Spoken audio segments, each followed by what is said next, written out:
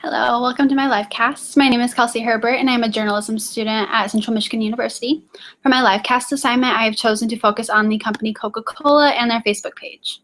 While researching this assignment, I came across the webpage Social Baker with an article that discusses the statistics for brands on Facebook. From this site, it proclaimed that Coca-Cola has the largest amount of audience ratings at a current 96,944,466 likes as of March 29, 2016. I decided that this would be provide a great analysis example for this particular assignment. With information provided by Business Insider, I'd like to first review some of the most important and reflective marketing strategies that Coca-Cola introduced over the years. The company got its start back in 1886. The company was taken over by Asa Candler, who transformed the business for the better. In 1888, Candler supplied free samples to help innovate the brand and thus allowing for people to get hooked on the product and transform them into loyal customers. In 1906, Coca-Cola was advertised as the best alternative to booze, the focus being the Great National Temperance beverage, which renamed the preferred American drink. In 1931, Coke took on the Santa Claus vision. This was a great marketing tool and really influenced the holiday season. St. Nicholas soon became a Coca-Cola icon.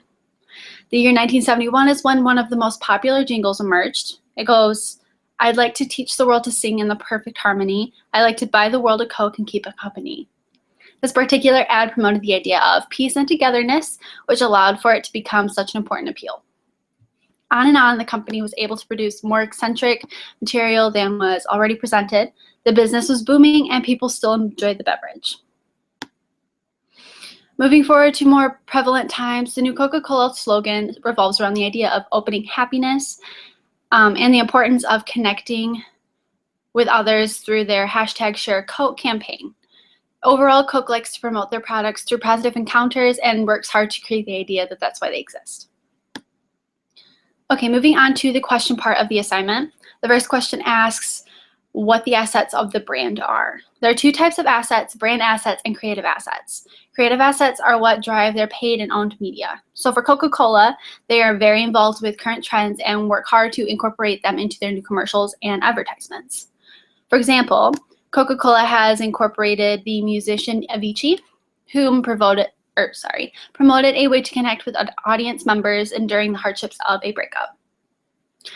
Another would be the Hulk and Ant-Man, who in their video on their Facebook page are seen to kind of be arguing over the new Coke Mini. And lastly, another company named Mode recently released a series of videos revolving around style and fashion. You may have seen them circulate around Facebook. So Facebook took this into the idea of fashion through the years and incorporated it into their advertisements to promote both their brand and their involvement in the New York Fashion Week. Overall, the response was great. The second question asks what the techniques are that are being used to help engage consumers. Coke has a knack for using hashtags. This allows for consumers to want to interact and focuses on the company's idea for togetherness and a sense of friendship between people.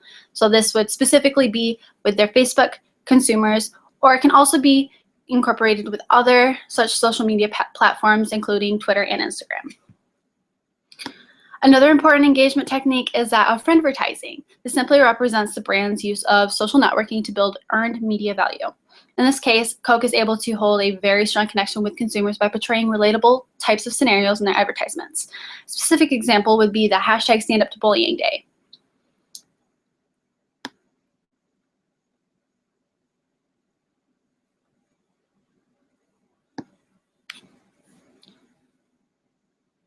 Going back to the first question, brand assets, as mentioned via the #StandUpToBullying.Day, they focus on incorporating previous commercials into their newer ideas. For example, the #ShareCoke campaign was such a popular mode that Coke has reused the idea multiple times.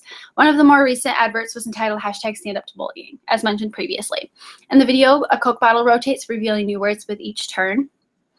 In the end, the description reads, "Some names are meant to be shared." The names included are run along the lines of nerd, moron, worthless, and the like. The response in this case was also very impactful.